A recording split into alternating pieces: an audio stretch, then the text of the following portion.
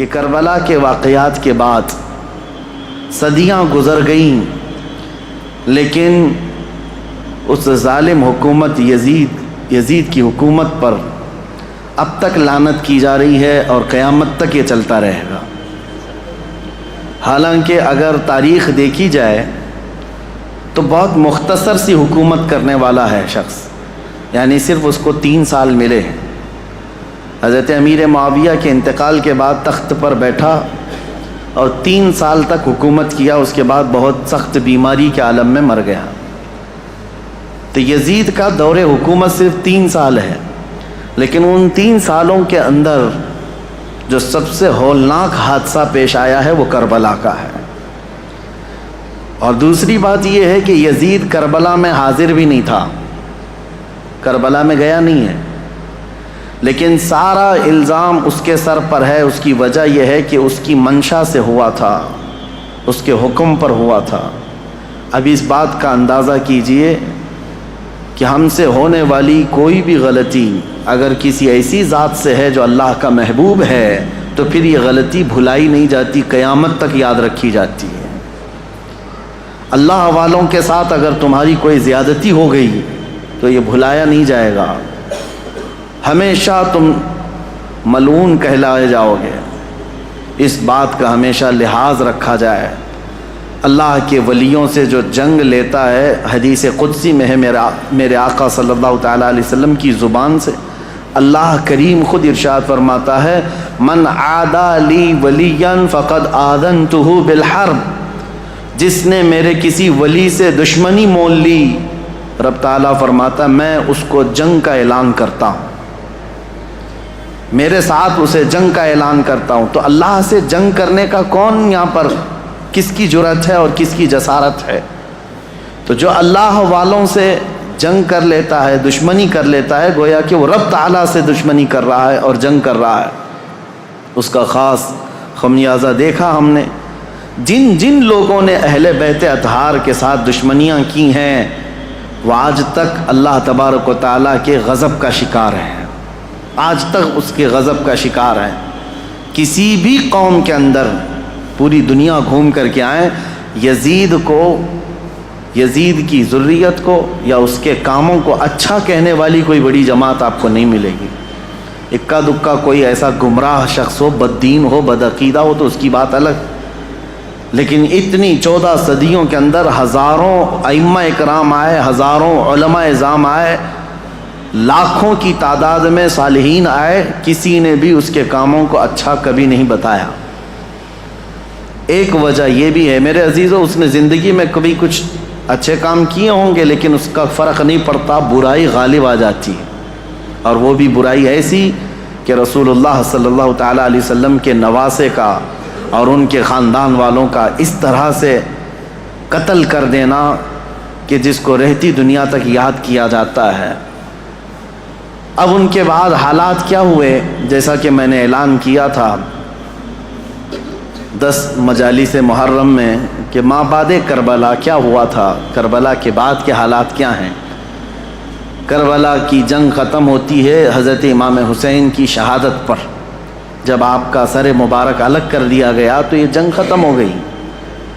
جشن منایا یزیدیوں نے، تقریباً 22,000 کا جو لشکر تھا اس میں کئی مرے بھی تھے، لیکن جلد بازی میں سارے جتنے بھی شہداء تھے سب کو ادھر ادھر بکھیر دیا گیا، لیکن چند سروں کو انہوں نے جمع کیا، خاص طور پر مولا امام حسین رضی اللہ تعالیٰ عنہ کا سر، کیونکہ دلیل کے طور پر انہیں یہ لے کر کے جانا تھا یزید کے دربار میں کہ دکھایا جائے کہ ہماری جنگ بھی ہوئی اور ہم نے کاٹ بھی دیا ہے، ختم کر دیا ہے۔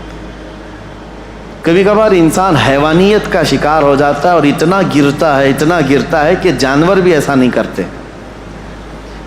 اسی لیے امام غزالی کی وہ بات یاد رکھو کہ انسان کی 3 قسمیں ہیں، کبھی افضل ہو جائے تو فرشتوں سے بھی افضل بنتا ہے، اور کبھی نیچے گر جائے تو یہ جانوروں سے زیادہ ذلیل ہو جاتا ہے۔ جانور اپنی برادریوں میں سے کسی کا ایسا بہشکار یا ایسا قتل نہیں کرتے جیسا انسان انسانیت کا کرتا ہے، انسانوں کے ساتھ کرتا ہے۔ تو بہرحال جس نبی کا کلمہ پڑھتی تھی یہ جماعت، اس نبی کے اس نواسے کو جس کو رسول اللہ بے حد محبت کرتے تھے، اور جس کے متعلق یہ فرمایا تھا کہ یہ جنتی جوانوں کا سردار ہے، اس کو کاٹ کر کے لے جا رہے ہیں، سر بھی لے کر کے جا رہے ہیں ساتھ میں۔ اور جب کربلا سے نکل کر کے یہ سب سے پہلے آئے تھے کوفہ کی سرزمین، یہیں تو امام حسین کو بلایا گیا تھا کہ آپ آ جائیے، یہاں سے آپ کو امیر المومنین منتخب کیا جائے گا۔ اسی کوفہ میں امام حسین کا سر لایا گیا تھا۔ کوفہ والوں پر اہل بیت اطہار کی طرف سے ایک غضب بھی ہے، اور آج دنیا میں دھوکے کے نام سے اگر کوئی چیز جانی جاتی ہے تو کوفہ، کسی کو اگر کہہ دیا جائے کہ کوفی ہے تو ایک محاورہ ہے، مثل بن گئی ہے کہ دھوکہ دینے والے کو کہتے ہیں، کیونکہ وہ دھوکے میں مشہور ہو گئے ہیں، بہت مشہور ہو گئے۔ تو کوفہ میں جب سر لایا گیا تو لوگوں کا ایک تانتا بند گیا دیکھنے کے لیے، اور عبید اللہ بن زیاد جو وہاں کا گورنر تھا اس کے پاس سر رکھا گیا تو اس نے اس کی بے حرمتی بھی کی، کہا حسین اگر تم یہاں نہ آتے تو تمہارے ساتھ یہ نہ ہوتا۔ اس وقت مسجد میں ایک بوڑھے صحابی بیٹھے ہوئے تھے۔ عبید اللہ بن زیاد امام حسین کو کیا کہہ رہا تھا کہ ختم ہو گیا جھوٹا شخص بھی اور جھوٹے کا بیٹا بھی، نعوذ باللہ۔ یہ سیدنا مولا علی کو بھی گالی تھی اور امام حسین کو بھی گالی تھی۔ صحابی رسول کو برداشت نہ ہوا، 80 سال کی عمر کے تھے، مسجد میں کھڑے ہو گئے، کہا وہ ابن مرجانہ، اس کی ماں کا نام مرجانہ تھا، اس کے باپ سے لوگ جب کسی کو عربی میں گالی دی جاتی تھی تو ماں کا نام لے کر کے کہتے کہ باپ کا پتہ ہی نہیں۔ وہ ابن مرجانہ کہ تو جس کے بارے میں کہہ رہا ہے وہ اس روئے زمین میں سب سے اعلیٰ، اس کا باپ سب سے اعلیٰ اور اس کا نانا سب سے اعلیٰ ہے جس حسین کے بارے میں تو کہہ رہا ہے، اور میں گواہی دیتا ہوں اے کوفہ والوں، یہ عبید اللہ بن زیاد کذاب ہے، دجال ہے اور دجال کا بیٹا ہے، کذاب ابن کذاب ہے۔ انہوں نے اپنا حق ادا کیا، بھری محفل میں بھی حق بات کھڑے ہو کر کہہ دینا۔ عبید اللہ بن زیاد نے اس بوڑھے صحابی کو اسی مجلس میں قتل کروا دیا، 80 سال کی عمر کے تھے۔ دیکھیں ہر زمانے میں حق بات کو ایکسیپٹ کرنے والے اور بڑھ چڑھ کر اعلان کرنے والے موجود رہیں گے، بزدل چاہے جتنے بھی بن جائیں، لیکن کوئی نہ کوئی مجلس میں رہے گا، کیونکہ اللہ کا دین ہے اور صبح قیامت تک اللہ حق بولنے والوں کو زندہ رکھے گا۔ پھر اس کے بعد یہ سر امام حسین کا دمشق لایا گیا جو ملک شام کی راجدھانی ہے۔ دمشق میں یزید کا تخت خلافت تھا، وہاں پہلے ہی سے لوگوں میں اعلان ہو گیا تھا کہ کربلا میں جو جنگ ہوئی اس میں لٹا ہوا قافلہ آ رہا ہے، امام حسین کو، ان کے سر کو اور ان کے خاندان کی بیویوں کو اور ان کے بیٹوں کو قیدی بنا کر لایا جا رہا ہے۔ امام زین العابدین امام حسین کے بیٹے جو بیمار تھے کربلا میں، وہ جنگ میں میدان میں نہیں اترے، بیماری کی عالم میں ویسی رہے، اور وہ بھی چل کر کے دمشق پہنچے۔ وہاں پر بتایا گیا ہے دمشق شہر میں تاشے بج رہے تھے، ڈھول بج رہے تھے، باجے بج رہے تھے، امام حسین کا سر آ رہا ہے تو ایک جلوس کی شکل تھی، لوگ اپنی اپنی برآمدوں میں آ کر چھتوں پر کھڑے ہو کر دیکھ رہے تھے کہ یہ جلوس آ رہا ہے۔ اس عجیب حال ہے کہ شاعر نے بہت اچھے انداز میں کہا ہے کہ عجیب امت ہے، قتل کیا شبیر کا وہ بھی نعرے تکبیر کے ساتھ، یعنی ایک طرف اللہ اکبر کہنے والے ہی ہیں اور اسی رب ذوالجلال کے سب سے پیارے محبوب صلی اللہ علیہ وسلم کے نواسے کا قتل کر رہی ہے امت، اور پھر اس کے بعد اس کو گھما بھی رہی ہے۔ جب لایا گیا دمشق تو یہ حالات تھے کہ باجے بج رہے ہیں، ڈھول بج رہے ہیں، تاشے بج رہے ہیں، اور یزید کے دربار میں یہ لٹا ہوا قافلہ جب پہنچا تو یزید نے مگرمچھ کے آنسو بہائے اور کہا حسین اگر تم بغاوت نہ کرتے تو یہ حالات نہ ہوتے، اور اگر میرے سامنے آ جاتے تو میں قتل کا حکم نہیں دیتا۔ یہ سب حالات لکھے ہوئے ہیں، لیکن میرے عزیزو ایک بات ہے میں یہاں پر کلیئر کر دیتا ہوں، بعض ایسے لوگ ہیں جو تحقیقات کی بنیاد پر یہ کہتے ہیں کہ یزید تو افسوس کر رہا تھا امام حسین کے قتل پر، وہ راضی نہیں تھا، ہم کہتے ہیں یہ قتل ہو جانے کے بعد آنسو بہانا اور راضی نہ ہونے کا ڈھونگ کرنا یہ بات الگ ہے. اگر یزید حقیقت میں راضی نہیں تھا تو امام حسین کے قتل کے سلسلے میں جتنے کوفہ میں گئے تھے ان کو پکڑ کر سزا بھی تو دے سکتا تھا، لیکن سزا کسی کو نہیں دی گئی. اس کا کیا مطلب ہے؟ ایک طرف تم رو کر کے لوگوں کو بتا رہے ہو کہ میں اس سے راضی نہیں تھا. اگر تم راضی نہیں تھے تو عبید اللہ بن زیاد، عمر بن سعد، شمر، خولی، یہ جن لوگوں نے مولا حسین کے ساتھ ظلم کیا اور ان کے بچوں کو مارا ہے، یزید بھرے دربار میں بلا کر کہتا کہ انہوں نے میری رضا کے خلاف کام کیا ہے، رسول اللہ کے بیٹے کا قتل کیا، لہٰذا ان کا قتل ہوگا. کہیں تاریخ میں نہیں ملتا ہے. تو لہٰذا یہ ڈھونگ رچانا یہ ایسا ہی ہے میرے عزیزو کہ صرف اتنا بیان دے دینا کہ ہمیں کھیت ہے، ہمیں افسوس ہے. یہ تو پولیٹیشین جیسے آج بھی کرتے ہیں سیاسی لوگ. قتل ہو جائے، پورا کا پورا گاؤں جل جائے، اور اس کے بعد تم ایک اسٹیٹمنٹ دے دو کہ ہمیں کھیت ہے، ہمیں افسوس ہے اس بات کا. تو کیا اتنا کہہ دینے سے ساری چیزیں ختم ہو جائیں گی؟ اسی لیے میں نے تقریر کی شروع میں ہی کہا، لمحے نے خطا کی، صدیوں نے سزا پائی. کبھی ایک لمحہ خطا ہو جاتی ہے اور اس کی سزا قیامت تک قائم رہتی ہے. یہی یزید نے کیا. 3 سالہ دور تھا اس کا، صرف تاریخ میں موجود ہے اس کی حکومت صرف 3 سال چلی، لیکن ان 3 سالوں کے اندر جو اس نے ہولناک یہ حادثہ کیا ہے تو اس کی مذمت اور اس کی وجہ سے اس پر لعنت یہ صدیوں تک جاری رہے گی. امام حسین کا سر مبارک جب آیا وہاں پر تو عجیب حالات تھے. کچھ صحابہ بھی وہاں موجود تھے، انہوں نے یہ روایت بھی بیان کی ہے. دمشق کے دربار میں جب امام حسین کا سر لایا گیا، اس وقت سیدہ زینب رضی اللہ تعالی عنہا نے ایک خطبہ دیا تھا وہاں یزید کے دربار میں. پردے میں تھیں لیکن انہوں نے حالات بیان کیے تھے. وہ کرب ہے، وہ درد ہے ان کے خطبے میں. انہوں نے جھنجھوڑ رکھا تھا، حتیٰ کہ جو یزیدی دربار میں کھڑے تھے وہ بے اختیار رونے لگ گئے تھے. چاہے جیسا بھی پتھر دل ہو لیکن پگھل گیا تھا. تو یزید نے یہ دیکھا کہ ہمارے یہاں پر حالات خراب نہ ہو جائیں، اس نے یہ سارا نظام بند کروا دیا، لوگوں کو باہر کروا دیا.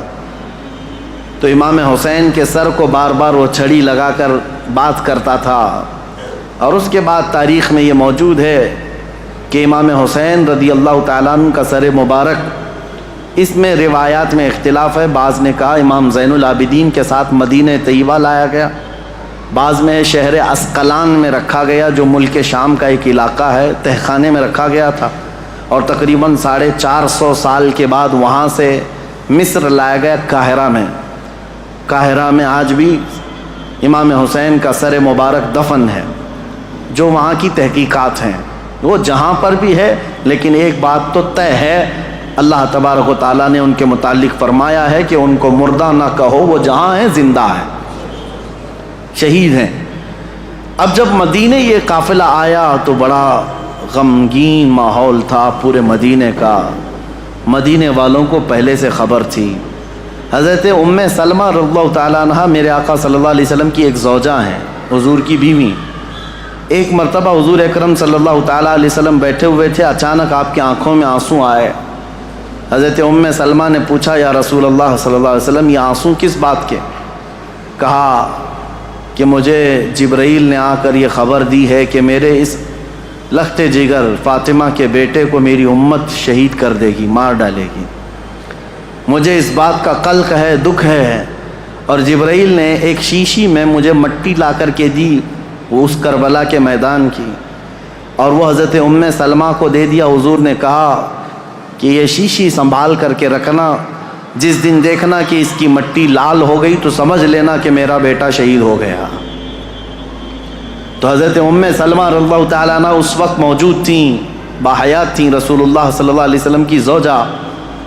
وہ کہتی ہیں کہ وہ شیشی میں نے رکھی تھی، اور جس دن یہ کربلا کا واقعہ پیش آیا اس دن انہوں نے خواب بھی دیکھا حضور صلی اللہ تعالیٰ علیہ وسلم کو کہ نبی کریم صلی اللہ تعالیٰ علیہ وسلم گرد و غبار جھاڑتے ہوئے اپنے لباس کو جھٹکتے ہوئے تشریف لا رہے ہیں. تو حضرت ام سلمہ نے حضور کو خواب میں دیکھ کر پوچھا یا رسول اللہ صلی اللہ تعالیٰ علیہ وسلم کون سے لمبے سفر سے آپ تشریف لا رہے ہیں کہ گرد و غبار آپ جھاڑتے ہوئے تشریف لا رہے ہیں؟ میرے آقا صلی اللہ تعالیٰ علیہ وسلم نے فرمایا، ام سلمہ، میری امت کے اشقیاء نے میرے بیٹے کو اور میرے خاندان کو کاٹ دیا، قتل کر دیا کربلا کے میدان میں۔ ان کی سب کی لاشیں میں جمع کرتا کرتا سب کو دیکھتا ہوا وہاں سے آ رہا ہوں، کربلا کے میدان سے تھکا ہوا۔ حضرت ام سلمہ کہتی ہیں کہ میں گھبرا گئی، یہ خواب دیکھی تھی رات کو۔ صبح وہ جلدی اٹھتی ہیں، یہ عاشورہ کا دن تھا۔ وہ فرماتی ہیں کہ میں جلدی سے جا کر اس شیشی کو یاد کرتی ہوں جو میرے آقا صلی اللہ علیہ وسلم نے مجھے زندگی میں دیا تھا۔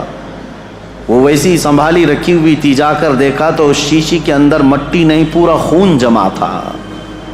حضرت ام سلمہ کہتی ہیں میں نے مدینے والوں کو اسی دن اطلاع دے دی کہ اے اہل مدینہ، رسول اللہ کا بیٹا شہید ہو گیا۔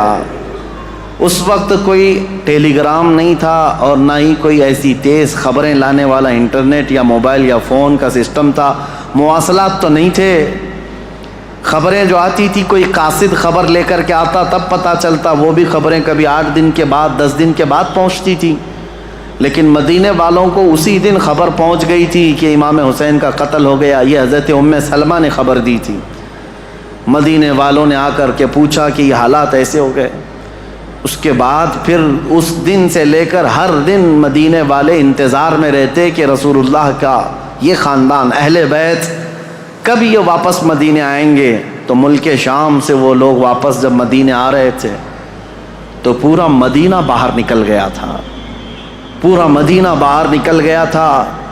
اور وہاں پر جو بچی ہوئی عورتیں تھیں، سیدہ زینب اور امام حسین شہید کربلا کی 2 بیویاں جو بیوہ ہو گئیں، اور امام زین العابدین اور امام حسن کے 2 بیٹے، چھوٹا سا ایک قافلہ واپس مدینے آ رہا تھا۔ تو مدینے والے کہتے ہیں جیسے ہی وہ قافلہ مدینے کے اندر آیا تو لوگوں کی ایسی چیخیں بلند ہو گئیں، لوگ دیکھتے رہ گئے، کیونکہ رسول اللہ کے گھر کے کچھ افراد مدینے میں ابھی بھی موجود تھے۔ حضرت بی بی صغرا اور امام حسین کی اور ایک بیوی یہاں پر موجود تھی۔ سب انتظار کرتے رہ گئے، اور جیسے ہی یہ لٹا ہوا قافلہ آیا تو مدینے والے کہتے ہیں ایک وہ دن تھا جب رسول پاک صلی اللہ تعالیٰ علیہ وسلم کی وفات ہوئی، اس دن مدینہ سب سے زیادہ رویا تھا، اور دوسرا یہ دن تھا جب امام حسین کا قافلہ، لٹا ہوا قافلہ مدینے میں داخل ہوا تھا تو مدینہ سب سے زیادہ رویا تھا۔ امام زین العابدین بیمار سجاد جیسے ہی مدینے میں داخل ہوئے سیدھے روضہ رسول پر حاضر ہوئے، اپنے اس قافلے کو لے کر روضہ رسول پر حاضر ہوئے۔ لوگ دھاڑے مار مار کر روتے تھے۔ امام زین العابدین کربلا کی پوری داستان رسول اللہ کو سنا رہے تھے کھڑے ہو کر، کہہ رہے تھے یا اللہ کے رسول، نبی محترم، نبی محتشم، آپ کے اس لاڈلے نواسے کو جو آپ کے کندھوں پر بیٹھ کر سواری کرتا تھا، آپ کا وہ لاڈلا نواسا جو آپ سجدے میں جائیں تو پیٹھ پر سوار ہو جاتا تھا، اس لاڈلے نواسے کو اشقیاء کی جماعت نے بغیر پانی دیے، بغیر کھانا دیے ذبح کر دیا۔ یا اللہ کے رسول، ہم نے اپنی آنکھوں سے دیکھا ہے آپ کے اہل بیت اطہار میں سے 6 ماہ کے علی اصغر کو بھی انہوں نے تیروں سے چھلنی کر دیا۔ آپ کے گھر کے ہر جوان بچے کو گھوڑوں پر سے دوڑا کر کے ان کی لاشوں کی بے حرمتی کر دی۔ جب امام زین العابدین رو رو کر کے یہ بیان کرتے تو مدینہ، جتنے لوگ تھے مدینے کے وہاں موجود، سب چیخیں بلند ہو گئی۔ کئی لوگ تو وہاں غش کھا کر گر گئے تھے اس غم کی داستان پر۔ اس کے بعد امام زین العابدین جب تک زندہ رہے کبھی ان کو کسی نے ہنستے ہوئے نہیں دیکھا، کبھی مسکراتے ہوئے نہیں دیکھا۔ بعض روایتیں بتاتی ہیں کہ امام زین العابدین رضی اللہ تعالیٰ عنہ کو لوگ ہنسانے کی کوشش کرتے ہیں، کہتے کہ وہ حالات ہو گئے ختم، اب تو آپ معمول کے حالات پر آ جائیں۔ آپ یہی فرماتے کہ جس کے سامنے اس کے گھر کے سارے افراد کو 3 دن کی پیاس اور بھوک کے بعد ٹکڑے ٹکڑے کر دیے گئے ہوں، اور تم اس شخص سے ہنسنے کی امید رکھتے ہو، اس سے مسکرانے کی امید رکھتے ہو۔ امام زین العابدین کو کبھی کسی نے مسکراتے نہیں دیکھا، کبھی وہ کسی قصاب کی دکان کے پاس سے گزرتے تو روتے کھڑے ہو جاتے ہیں۔ قصاب دکانوں پر جیسی امام زین العابدین آتے گوشت پر چادر اڑا دیتے تھے، اور لوگ یہ کہتے کہ وہ کچا گوشت دیکھتے ہیں تو رو پڑتے ہیں کہ میرے گھر کے خاندان کے سارے افراد کا گوشت اسی طرح سے بکھرا ہوا تھا۔ وہ کسی ذبح کرتے ہوئے جانور کو دیکھتے تو رو پڑتے تھے، ان کی آنکھوں سے آنسو نکل آتے، اور یہی کہتے کہ لوگ تو جانوروں کو پانی پلا کر ذبح کرتے ہیں، میرے باپ کو لوگوں نے 3 دن کی پیاس کے بعد ذبح کیا تھا۔ تو ان کے غم کے برابر تو میں سمجھتا ہوں دنیا کا غم ہی نہیں ہے امام زین العابدین کا۔ لیکن میرے عزیزو، قرآن کی یہ آیت بالکل برحق ہے۔ میرا مولا فرماتا ہے وَمَا اللَّهُ بِغَافِلٍ عَمَّا يَعْمَلُ الظَّالِمُونَ، اللہ ظالموں کے کام سے غافل نہیں ہے، بے خبر نہیں ہے۔ ہر ظالم اپنے انجام کو پہنچے گا ضرور۔ حالات کروٹ لیتے ہیں۔ یزید کا دور حکومت ختم ہو گیا، اس کے بعد یزید کا بیٹا معاویہ تخت نشین ہوا۔ 6 مہینے صرف خلافت چلی، اس کے بعد یہ خاندان کی وراثت ہی ختم ہو گئی۔ معاویہ کے بعد یعنی یزید کا بیٹا جو معاویہ تھا، اس کے بعد پھر اس خاندان میں خلافت ہی ختم ہو گئی۔ مروان کی حکومت چلی، مروان کے بیٹوں کی حکومت چلی، لیکن اس اثنا میں ایک شخص مختار ثقفی نام سے کوفہ کی سرزمین سے ابھرتا ہوا ایک نوجوان نکلا۔ وہ اہل بیت کا جانثار تھا، محب تھا، چاہنے والا تھا۔ وہ کوفہ کی ساری طاقت و قوت کو اس نے جمع کر لیا، اور اسی دن سے اس نے طے کیا کہ رسول اللہ کے خاندان کے ساتھ جو ہوا ہے میں اس کا بدلہ لے کر کے رہوں گا، میں کفارہ ادا کروں گا۔ تھا تو کوفہ کا رہنے والا، اور اس نے اپنی پوری مجتمع طاقت کو لے کر وہاں کی سارے لوگوں کو جمع کر لیا۔ اس کے بعد پھر ایک بعد دیگرے لوگوں کو ڈھونڈنا شروع کیا، اور جو تاریخ ہے میرے عزیزو، اس نے پیچھا کیا سب سے پہلے اس شمر کا جس نے امام حسین کی گردن الگ کی تھی۔ اور ایک لمبا واقعہ ہے، میں مختصراً یہ بتاتا ہوں۔ وہ شمر چھپتا چھپاتا کوفہ چھوڑ دیا، جا کر کے ایک کھیتی میں رہنے لگا، اور اس کے بعد پھر وہاں سے بھی چھپ کر کے کسی کسان کے ساتھ رہتا تھا۔ لیکن مختار ثقفی نے قسم کھا لی تھی کہ ہر اس شخص کو میں قتل کروں گا جو کوفہ سے نکل کر کربلا کے میدان میں امام حسین کے مقابل میں گیا تھا، اور جتنے گئے ہوئے تھے ان کو چن چن کر کے وہ قتل کرتا گیا، مارتا گیا۔ اور اس کے بعد پھر شمر مل گیا، اس کو اس نے اتنی بری طرح سے قتل کیا کہ اس کے ٹکڑے بکھیر دیے، اور اس کے بعد کتوں کو کے سامنے اس کے ٹکڑوں کو ڈال دیا جو امام حسین کا قاتل تھا۔ پھر خولی بن یزید تھا ایک شخص، اور ایک شخص تھا جو امام حسین کے جسم اقدس پر پیر رکھ کر کے ان کو گرایا تھا، وہ تو پہلے ہی مر گیا۔ تو مختار ثقفی نے کہا کسی بھی کوفی کو مرنے کا بھی حق نہیں ہے بغیر سزا لیے ہوئے۔ اس نے اس کی قبر کھدوا دی، اور اس کے بعد اس کی لاش کو جلوا دیا، کہا یہ عبرت ہے لوگوں کے لیے۔ اور اس کے بعد عبید اللہ بن زیاد جو گورنر تھا، اس کی جنگ ہو گئی ابراہیم ایک اور گورنر بصرہ کے گورنر کے ساتھ، اور وہ حاوی ہو گیا، عبید اللہ بن زیاد کی فوج ماری گئی۔ پھر عبید اللہ بن زیاد گرفتار ہو کر کے آیا تو مختار ثقفی گیا اور کہا کہ یہ شخص میرے حوالے کرو، یہی ہے پورے کربلا کی داستان کا اصل مجرم۔ کوفہ کا گورنر بن کر کے آیا، امام مسلم کو قتل کیا، ہانی بن عروہ کو قتل کیا، اور اسی نے بھیجا تھا کربلا میں۔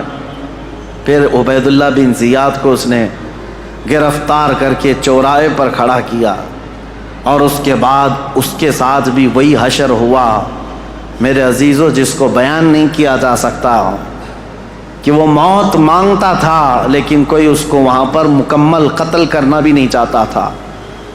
اور مختار ثقفی اس کی انگلی کاٹتا اور اس کے بعد کہتا کہ درد کیسا لگتا ہے، کبھی اس کا کان کاٹتا اور کہتا درد کیسا لگتا ہے، تو نے رسول اللہ کے چھوٹے چھوٹے بچوں کو قتل کیا، آج تیری انگلی کٹنے پر تو گوارا نہیں کر پاتا، برداشت نہیں کر پاتا۔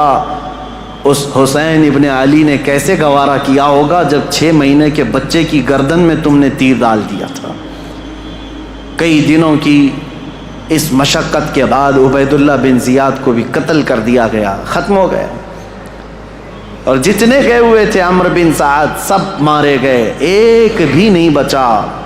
یہاں تک کہ یہ سلسلہ تقریباً 3 یا 4 سال تک چلا۔ مختار ثقفی کو جتنے لوگوں کی لسٹ تھی اس نے ایک بندے کو بھی نہیں چھوڑا۔ اسی لیے یہ تاریخ میں بات رقم ہے کہ کربلا کے میدان میں جتنے بھی مقابل میں آئے تھے، عبید اللہ بن زیاد کی اگوائی میں آنے والی یہ پوری جماعت 22,000 کی، ان میں سے ایک شخص بھی نہیں بچا، اور تاریخ میں ساتھ یہ بھی لکھا گیا ہے ان میں سے کسی ایک کی نسل بھی نہیں چلی، کسی ایک کی نسل بھی نہیں چلی۔ اب یہاں دیکھیے تاریخ کا کیسا عجیب منظر ہے، 22,000 ختم ہو گئے 4 سال کے اندر اور نسل بھی نہیں چلی، اور امام حسین کے ٹکڑے کر دیے گئے، لیکن نسل 14 صدیوں سے اب بھی چل رہی ہے، اب بھی چل رہی ہے۔ حسینی سادات ہر جگہ موجود ہیں میرے عزیزو۔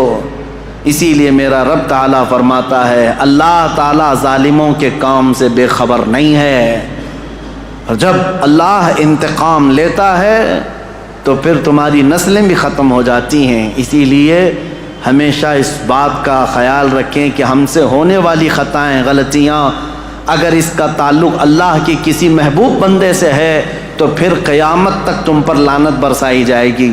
کبھی ہرگز ایسا کام ہونے نہ پائے کہ تم سے زیادتی ہو گئی ہو اور وہ بھی کسی اللہ والے کے ساتھ، ورنہ اللہ انتقام لے گا، اللہ انتقام لے گا۔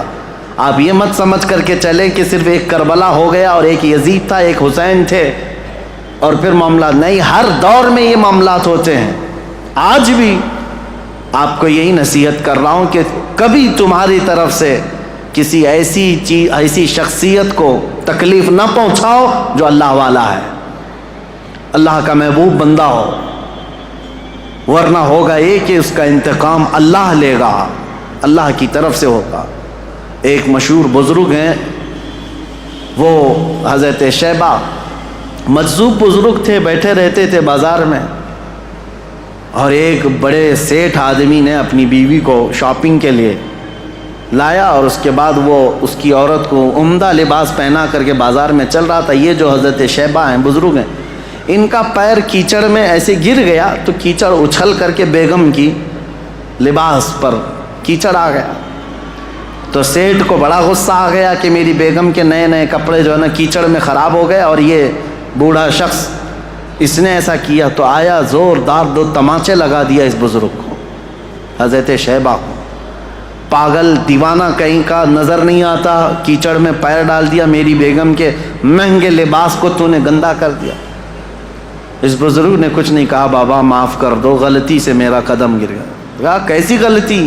دامن پکڑ کر کے کھینچنے لگا۔ بیگم آئی اور کہا چھوڑ دو، یہ اللہ والے ہیں، ان کے بارے میں لوگ جانتے ہیں۔ کہا کہاں کا اللہ والا، کیسا اللہ والا؟ اس کو دکھاوا تھا، اس سیٹھ کو اپنی بیگم کے سامنے اپنی پہلوانی دکھانی تھی، مارا توڑا سب کیا، گھر گیا۔ اسی شام کو گھر کے اوپر سیڑھیوں سے اس کا پیر پھسلا، نیچے گرا، اور ایسا گرا کہ سر کا کھوپڑی باہر آ گئی، بھیجا باہر آ گیا، جگہ پر انتقال ہو گیا۔ یہ واقعہ میں اس لیے بتا رہا ہوں، مکافات عمل کیا ہے۔ اس کی بیگم نے ہلہ کرنا شروع کیا کہ یہ معاملہ اسی وجہ سے ہوا، آج اس بزرگ کو اس نے مارا، اسی وجہ سے میرا شوہر آج مر گیا۔ لوگ جمع ہوئے، سب کے پاس یہ عورت یہی کہتی تھی کہ اسی وجہ سے ہوا ہوگا، اسی وجہ سے ہوا ہوگا۔ لوگوں نے کہا چلو ہم پوچھتے ہیں ان سے، کیا آپ نے ایسی بد دعا کر دی اس بندے کو کہ مر ہی گیا بیچارہ؟ تو ایک حلوائی کی دکان پر یہ بیٹھے ہوئے مل گئے، لوگ آئے جو ذمہ دار تھے گاؤں کے، کہا کہ بابا اس نے 2 تھپڑ کیا لگائے، آپ نے اس کو ایسی بد دعا کر دی کہ اس کی تو جان چلی گئی۔ وہ تو ختم ہی ہو گیا. کہا کیسے ہوئے؟ لوگوں نے بتایا سیڑھیوں سے گرا اور نیچے گرا تو بھیجا ہی باہر آ گیا, مر گیا. اس بزرگ نے کہا اللہ کی قسم, اللہ گواہ ہے, میں نے کوئی بد دعا نہیں کی. اللہ کی قسم دیتا ہوں, تم مجھ سے جو حلف لینا چاہو لے لو, میں نے کوئی بد دعا نہیں کی ہے. لوگوں نے کہا لیکن اس کی عورت تو یہی کہہ رہی ہے کہ آپ کو آج اس نے مارا تھا 2 تھپڑ اور آپ کی بد دعا سے وہ ہلاک ہو گیا, پھر ایسا کیسے ہو گیا ہے؟ اس بزرگ نے ہنستے ہوئے کہا کہ بیٹا بد دعا تو میں نے نہیں کی, میں تو معاف کر دیا, لیکن دستور ہے دوست کو پہنچی ہوئی تکلیف دوست برداشت نہیں کرتا. میں تو معاف کر دیا, میرا دوست جو اللہ ہے وہ گوارا نہیں کرتا. اس کے کسی ولی سے تم نے دشمنی کی تو خود فرماتا ہے میں اس کے ساتھ جنگ کا اعلان کرتا ہوں. اسی لیے ہمیشہ اس بات کا لحاظ رکھیں میرے عزیزو, ہمارے کسی عمل سے اللہ والوں کو تکلیف نہ ہو. دیکھو رسول اللہ کے اہل بیت یہ اللہ والے تھے, امام حسین, تکلیف پہنچی تو آج تک وہ یزیدی ذلیل ہیں اور لعنت کے پھٹکار ان پر برس رہے ہیں اور صبح قیامت تک ہوتے رہیں گے انشاءاللہ. لمحے نے خطا کی, صدیوں نے سزا پائی.